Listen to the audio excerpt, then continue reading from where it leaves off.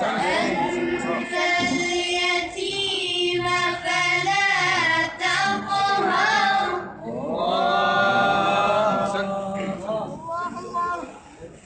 وأما السائل فلا تنهر.